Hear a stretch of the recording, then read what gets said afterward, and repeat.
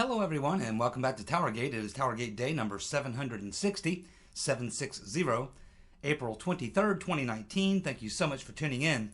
It's Tuesday and I completely forgot, the last 2 days we just had so much news and so much going on that I completely forgot yesterday to ask you guys to put in your nominations for Dumbass of the Week. So let's go ahead and do that today on this video. So go ahead in today's video in the comment section and put in your votes for Dumbass of the Week. Some pretty good candidates out there this week. I've had so much going on that I'm going to have to go back and review my notes just to refresh my memory of who might be my choice. So go ahead and get your thoughts together and put in the comment section your pick for Dumbass of the Week. I'll review that tomorrow and we'll announce it for, that would be for Wednesday's video. So we'll get the Dumbass of the Week done. Thank you so much, Mara, for reminding me that I forgot. All right, thanks, Mara. Okay, let's get to the news. There's a lot of it. Let's see. Well, of course, as we talked about yesterday, creepy Joe Biden has announced that he's going to throw his hat in the ring officially Wednesday. That would be, I guess, day after tomorrow, or tomorrow. Depending on when you're watching this video and when I'm making it, two different things. But anyway, so he comes out and announces he's going to run for president. And a lot of people thought he would get a bit of a bump in the polls. He did not. Just as I suggested, it appears he's actually losing ground. And right now, even with knowing good and well that Biden is about to throw his hat in the ring, it is Commie Bernie with a double-digit lead right now. He is sitting at 30%, and we have Creepy Joe Biden at 18% and Buttigieg at 15%. That's your top three. Now, I think Biden's going to continue to fall. I honestly do. I mean, I think Biden might get an initial jump, a little boost right after he announces. But as soon as this dude goes out and starts talking, and as soon as they start looking at his record, and as far as I know, he's not going to change his position on partial birth abortion or any late-term abortion. He still doesn't support either of those things. And there's other positions what he's taken. So he's not. Biden is just simply not far enough left to satisfy the energetic part of the Democratic base. He is just not. It's Commie Bernie. If the Demo-Commie Party does not do something to stop Bernie, he is going to win the nomination. He absolutely will win the nomination. I think that they'll do whatever they have to do to cut his legs out from underneath him, or they may just sacrifice him to Trump, let him get his ass kicked, and maybe the Democrats will use that as a way to help them purge their party of people like AOC and Omar and all these other ones, and try to get back to the more centrist position and get away from the insanity, because they know that they're going to lose big with Bernie. They know they're going to lose big with socialism. But maybe they feel that this is the way to get themselves out of it, is to go ahead and serve up Bernie to Trump. Let him be defeated in an embarrassing fashion. And that will be the reason that they can say, okay, see, this whole thing with socialism didn't work out. We got our asses kicked. But it could cost them the House of Representatives. They could lose seats in the Senate. I mean, it could be a bloodbath, on top of the fact that this entire Spygate thing is going to be unraveled by 2020, and that's going to be devastating to the party and to some of the most powerful people in the party. Man, it does not look good for the demo-commies right now. At this point, if I'm a betting man, I put my money on Bernie. And the only person who might be able to come in and cheat Bernie out of the nomination is the rotten Reverend Clinton. I assure you that she is sitting back, licking her chops. She is waiting for Biden to fall. Exactly what she's waiting for. And she's going to make sure he does. The rotten Reverend Clinton will be absolutely behind the takedown of creepy Joe Biden. I can assure you of that. And once she takes him out, that clears the field for her, because they'll be looking at Bernie. No one else can get close to him. She will start having her people toss out, well, the rotten Reverend is still out there, and she polls here, right up there with Bernie. The rotten Reverend is going to be There's going to be a draft Hillary campaign because they're going to say she's the only one that can take on Bernie. And of course, they'll have to cheat Bernie again to defeat him, because in a straight primary, I think Bernie can beat the Rotten Reverend. I honestly do. Keep watching. This thing is getting really interesting. Jimmy Dore. Many of you are familiar with Jimmy Dore. He's a liberal, but he's an honest liberal. I don't really like Jimmy Dore all that much, but I occasionally watch his show, and to the extent that he can be, he's pretty honest for a liberal. But he's getting a lot of kudos today because of something he did at his live show on Saturday, this past Saturday over the weekend, where he put up on his screen, where he does like his own shows, he puts up a screen and puts up stuff on the screen and talks about them. And he found this passage in this book that was written, many of you remember this book, written by a Democratic, a reporter who's a Democrat, likes Hillary, voted for Hillary, who was she was with the Hillary campaign the entire time, including the night of and the morning after the disastrous loss. And that's what spurred her and her colleague to write the book Shattered, where they talk about the events that happened following Hillary's devastating loss. And in this book, it points out, it tells how after the devastating loss, Podesta and Robbie Mook devised a strategy within 24 hours after the Rotten Reverend Clinton lost to blame her loss on Russian interference, to create the excuse that the election wasn't on the up and up.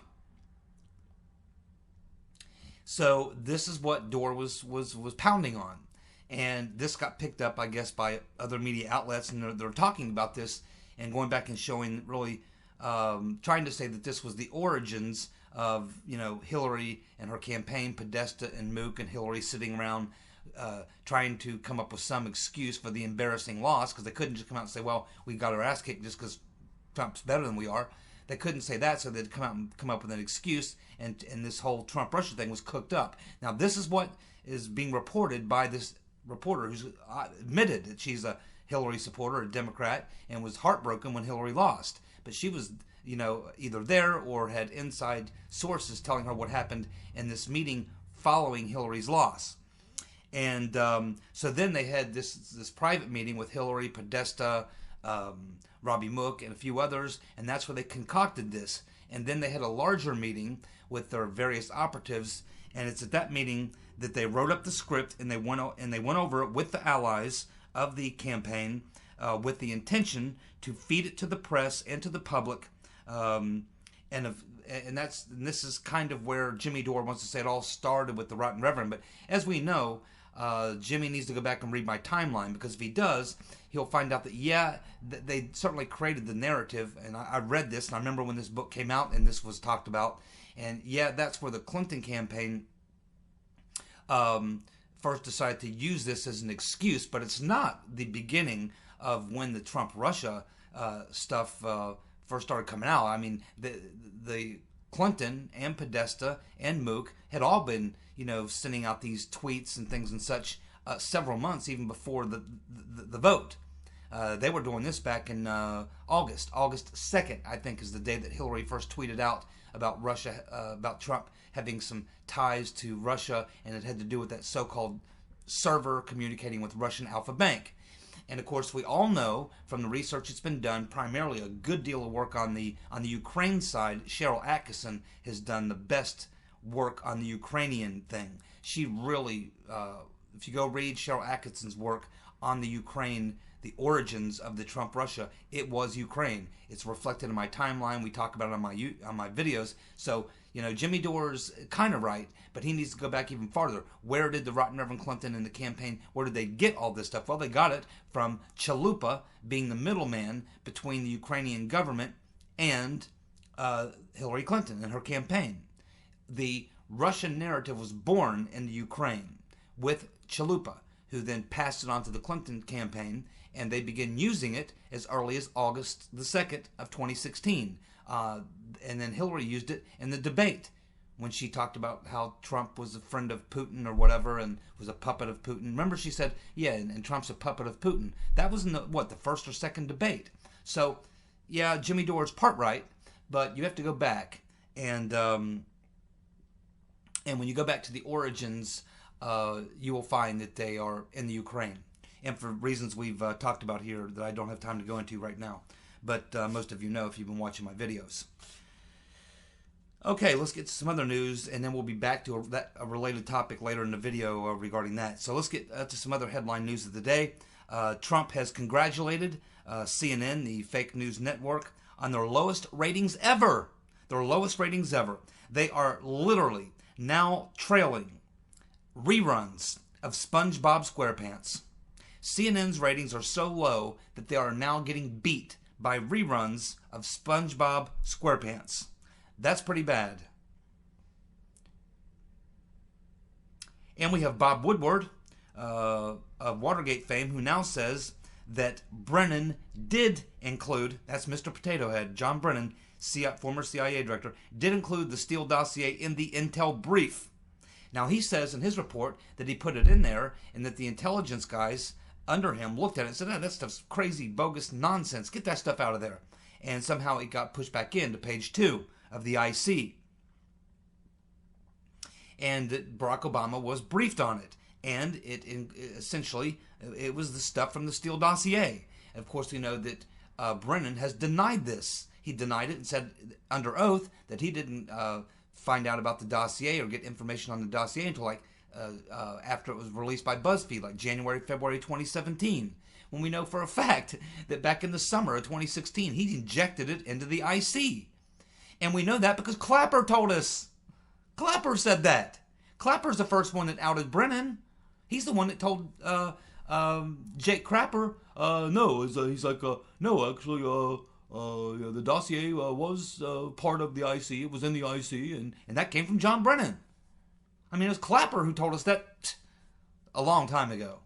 But I'm glad that Bob Woodward is just now figuring that out. Just about all the rest of us have known that it was John Brennan who did put the dossier in the IC. He lied under oath to Congress, which is probably one of the reasons that he's got a criminal referral from Nunes to Barr. Now, we have the Wall Street Journal reporting that Trump business associates were spied on early in the spring of 2015. Oh, man. At about the time that Trump announced he was running for president. Many of the unmaskings were of Trump's business associates. And what would have been the crime that Trump's business associates were suspected of committing, which would have justified the spying? Well, I'll tell you what. Somebody better find it, because if they don't come up with a good reason for it, there's a lot of people and a lot of trouble, because that's exactly what Bob Barr says he's looking into, the origins.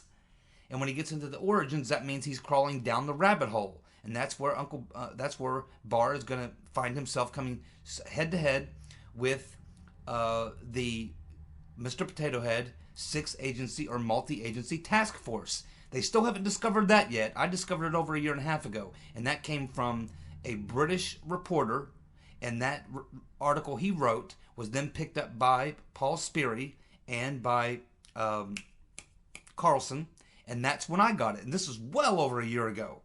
The 6-agency task force. When William Barr finally digging down into the rabbit hole, when he finally gets down deep enough and he stumbles into the multi-agency task force or 6-agency task force, he will then be finding the origins of the operations against Trump campaign people, and that began in late March or early April of 2016.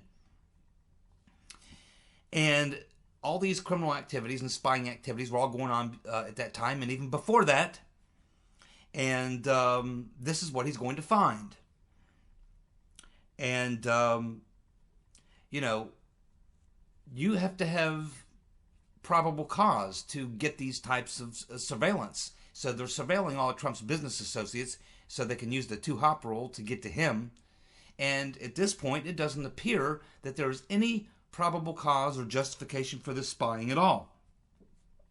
So when Attorney General Barr finally gets to this point in his investigation, and he stumbles on to John Brennan, Mr. Potato Head's multi-agency task force, and he discovers all of the surveillance that was going on, and it coincides perfectly with the unmasking that was happening from the Obama administration, primarily the authority on that would have been Susan Rice, then they're going to have to go say, what was the reason you were doing all this? And they're going to find there really was no reason. It was all illegal. And that's why a lot of these people, again, are going to jail. Then we have Pompeo, who's at some conference, and he's just given like a kind of a casual talk. And I don't know how many of you caught this clip, but it's kind of crazy. But you get Pompeo, and he's kind of being half funny, half serious. But, you know, he says, you know, at the CIA, you know, we lie, we cheated, and we steal. We lie, we cheat, and we steal. And he laughs. And he said, yeah, we have entire training programs, training courses on this.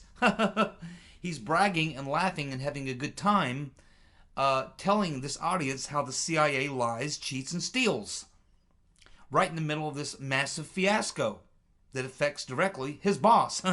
I'm pretty sure Trump is not laughing about the lying, cheating, and stealing going on. And Pompeo shouldn't be laughing about it. It's a real serious matter. It's been going on for far too long. And he was head of the CIA before he was head of the State Department. Well, Papadopoulos has now responded to the claim in the Mueller report that he told an official of a foreign government that Russians had damaging material on the Rotten Reverend Clinton on May the 6th. As I said yesterday, we'll wait for Papadopoulos and see what he has to say about that. Well, he has now chimed in, and Papadopoulos is saying nope. He says that he has now reviewed the emails of May the 6th. He has read the email between he and Erica Thompson on the 6th, and there is nothing about Russia, dirt on Hillary, or anything like that. And there was no meeting with Erica Thompson. There was only an email on May the 6th.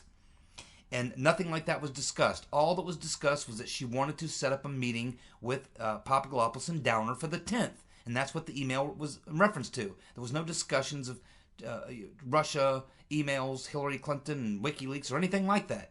It was just an email to set up a meeting. Papadopoulos has now reviewed the email. It was May the 6th, and he said that's not the day that he talked to Downer. He talked to Downer on the 10th, and he says even to this day, he cannot recall even having that conversation with Downer. That's what he says. And he says, let's see. And he also said that, you know, by May the 10th, he said it already had been reported on Fox News that there was a rumor that Russia had Rotten Reverend Clinton emails. So it shouldn't have been something that should have launched an investigation to him. According to him, he's like, hey, people are already talking about this. Why is it suddenly, supposedly, I say something to Downer about it? Supposedly. Well, hell, people are already talking about it. So how could that have been used to launch the investigation? So Papadopoulos is drawing all sorts of questions about this date that we talked about yesterday, the May 6th versus May 10th date. And Papadopoulos says he never told anyone other than Downer before the 10th of May about anything having to do with Russian emails. Now, there is a story that's been out there. Some of you have mentioned it in the comments section, where Papadopoulos did mention this to a Italian intelligence official. But that occurred, if I remember correctly, and I think what Papadopoulos is saying here, is that occurred after May the 10th, not before. We'll have to verify that, but that's what Papadopoulos is saying now. And he is going to be on Sean Hannity tonight at 9 o'clock. I'll be watching closely. I'm sure most of you will. In fact, it's right about that time now. But I'll watch it on YouTube. Now, here's another interesting thing that we're finding out today. Joseph Mifsud is owner, 35% owner of Link University. And 55% of Link University is owned by Link International SRL. It's essentially a group of individuals who all have percentages of ownership. But Misfit owns 35% of Link University. This dude's a player, man. And of course, we have now the Epoch Times, the Epic Times, and I'm happy to see they're finally reporting this. I've been screaming at the top of my lungs for well over a year now that there were no Russians. I keep saying, tell me, who were the Russians? Who were the Russians? Because there were no Russians. other than the ones who live in the United States, like Milian and Akhmechin and these guys, but they're not like Russians. They're not part of the Russian government. No friends of Putin. These guys all have American citizenship. They live in the U.S. They're essentially Russians living in America. Have been for a long time. All their connections are to Americans, not to Russians. They're all connected to Western intelligence, not to Russians. So I've been saying for the longest time, who are the damn Russians? There were no damn Russians.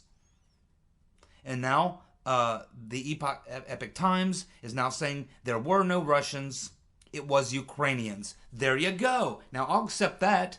Now at the time, I hadn't quite gone so far as to say it was Ukrainians, but now that we have all this additional information, I can solidly say, but I've been saying for a long time there were no Russians.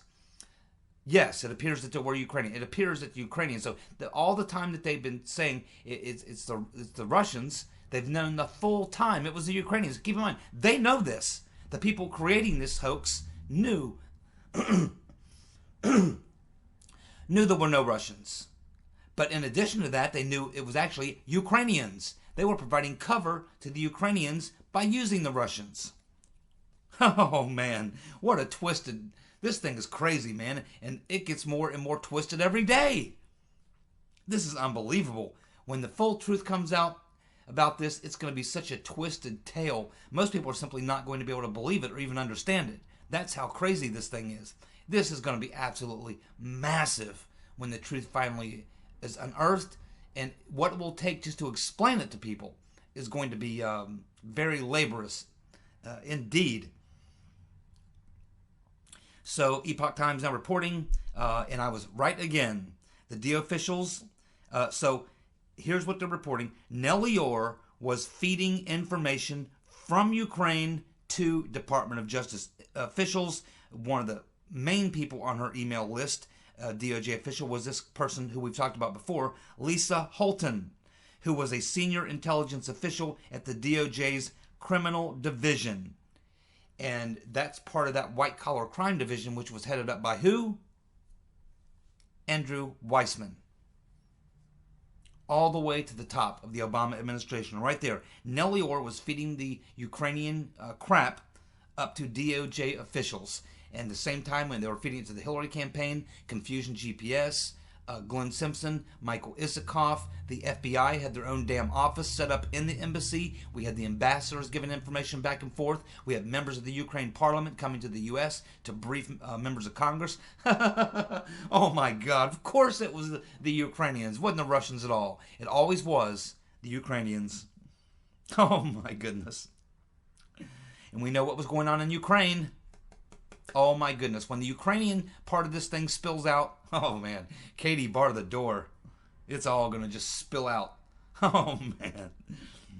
Well, you know, if Attorney General Barr goes all the way down the rabbit hole, he is going to find the Ukraine connection to Rotten Reverend Clinton, Nellie Orr, Simpson, Fusion GPS, Chalupa, the FBI having their own offices there. He's going to find out every bit of this. If AG Barr does go down the rabbit hole far enough, he is going to discover this. He's also going to discover the multi-agency task force. And he is going to learn that all these things were done, including the dossier itself, which is what Mueller's investigation is all about, and the Operation Crossfire Hurricane. They're going to discover that everything that happened after July 31st, 2016 with Crossfire and all these other things was all nothing more than the insurance policy to cover up the crimes they had been committing for the previous year. They spent an entire year from the spring of 2015 up until the spring of 2016 engaging in all sorts of illegal shit.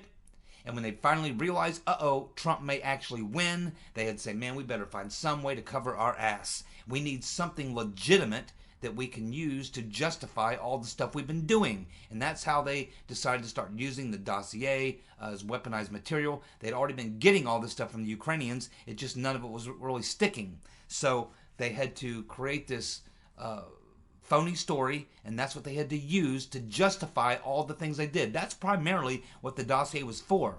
It was primarily to justify the investigation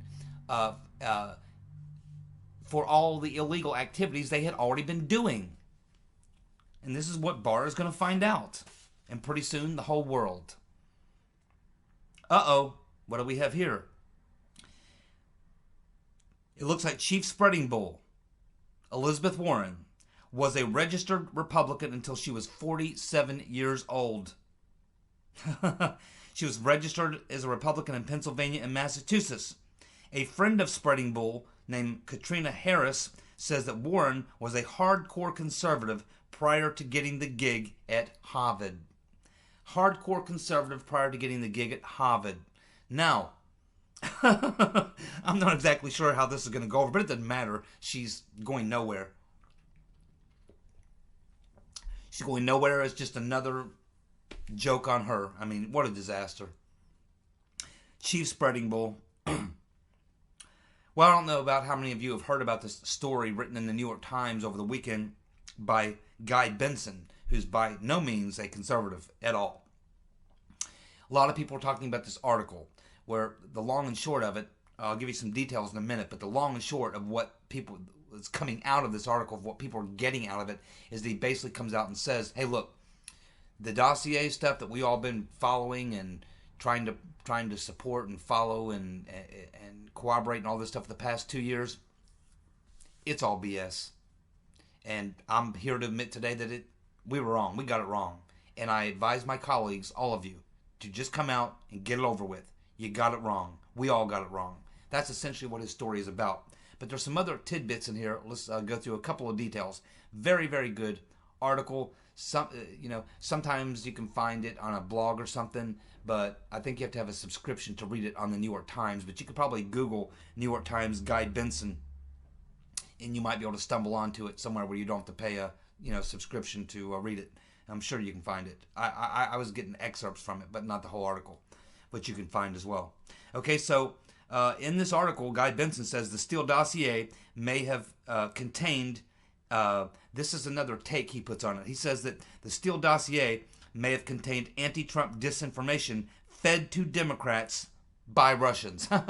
He's turning the tables on it completely and saying, wait a minute, the dossier was likely, or could have been anti-Trump disinformation stuffed to hurt Trump that was fed to Democrats by the Russians. So he's turning it completely on his head and saying that this is a possibility, that this could have happened. But what he knows for sure is that the dossier has been debunked, it's BS, and everyone should just go ahead and admit it. But he actually puts this other spin on it, saying, hey, wait a minute, this could have been the Russians trying to help Hillary by giving the Clinton campaign the anti-Trump disinformation. I mean, if it came from Russians, it certainly was anti-Trump, and it was given to Hillary. That's the connection, the dots he's connecting, and you can't fault him for that. He admits they got it all wrong, and he also says that Horowitz, that's Inspector General Huckleberry Horowitz, is all over this. He says that Huckleberry's report is going to sink the dossier and everyone who went along with it. He says, we got it wrong. Time for everyone to just admit it. Yeah, get out ahead of Horowitz, because according to Guy Benson, who's a New York Times liberal reporter, he says that, and I don't know who his sources are, but he says that Horowitz has already smoked this thing out, and then when his report comes out, he is going to destroy the dossier. So he's basically telling people, hey, Horowitz's report's coming out, you better get ahead of this thing, because when his report comes out, Horowitz is going to sink the dossier completely. And so he's trying to get out ahead of it and telling other Democrats to do the same.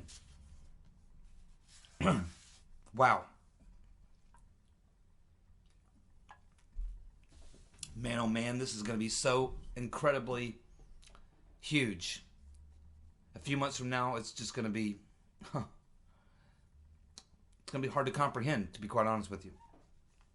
The only reason that we can all comprehend all this is because we've all been together on this story for a very long time now, over 2 years that we've been on this story. And so this stuff, as we learn about it, we can process it. But for people who've been completely in the dark about all this, imagine how this is going to hit these people. They'll have trouble even comprehending it. We won't, but a lot of people will. Now, yesterday I was asking some questions of Uncle Bob the Executioner, pretending I was on the panel in Congress. If I had my time with Uncle Bob, I said there was a bunch of questions. I got some of them out yesterday. There was one more page of questions I did want to go through. Just a few more of these. I have like 5 more questions I didn't get to. I'd like to go ahead and finish up these 5 questions. I have many, many more and many follow-up questions to the original questions I asked, which were sort of like leading questions, setup questions. So let me go ahead and tell you the other 5 questions or so that I would certainly ask Uncle Bob the Executioner. So my next question for Uncle Bob the Executioner would be, in your investigation of Manafort's dealings in Ukraine, did you ever learn about any dealings with Joe Biden's son, Hunter Biden? If so, what did you learn? I would ask Uncle Bob, you described Joseph Misfit as a Russian agent. Did you ask Misfit if he is a Russian agent? Do you still believe Misfit is a Russian agent, or do you think now that he is a Western intelligence asset? Uncle Bob, when did you determine that no one on the Trump team colluded with Russians to interfere in the 2016 election? When did you learn that, Uncle Bob? That's a tricky question there, man. That's one that could get him locked up. Uncle Bob, now that your investigation is complete, do you believe that it is possible that the investigation into Trump was actually cover for illegal activities carried out during the 2016 campaign by the Obama administration, FBI, DOJ, and intel communities? And keep in mind, you are under oath, Uncle Bob. And finally, Uncle Bob, keeping in mind, once again, you are under oath. Lying to me right now, Uncle Bob, will get you a criminal referral for lying to Congress. Here's the question.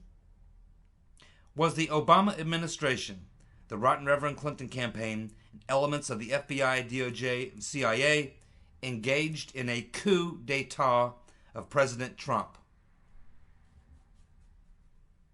Was the Obama administration, the Rotten Reverend Clinton campaign, and elements of the FBI, DOJ, and CIA engaged in a coup d'etat of President Trump? I would love to hear him answer that question under oath. Because I know what's coming. And so does he. So right now, what do you think is going on in the minds of the perpetrators as they read these things? Because it's not just me telling you these things. Many of you are reading about this on your own. There are other sources reporting these very same things. Papadopoulos' book is out there. It's been out there. He's doing lots of media, and he lays it out pretty clearly. Barr has already said, yeah, there was spying on the Trump campaign. Question is, was it legit? Criminal referrals have been sent. The dossier has now been blown up by even the New York Times. Once the New York Times comes out and blows it up and says, hey, man, we got it wrong. We blew it. In fact, this may have even been another type of operation. It may have been the Russians giving anti-Trump stuff to Hillary. Man, oh man. This is going to be a very, very exciting summer here in 2019, leading up to an incredible crescendo as we approach the 2020 election. And I see no way that the Obama administration, the previous administration, FBI, CIA, DOJ, a lot of people in a lot of serious trouble. Serious trouble. Lots of people. I've said before, 2 to 3 dozen. It could be more. It could be more than 3 dozen. That's just the people we know and talk about.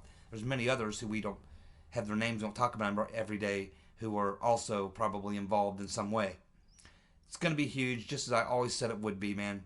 Thanks for tuning in, you guys. Don't forget, put in your vote for Dumbass of the Week. See you guys tomorrow. Bye.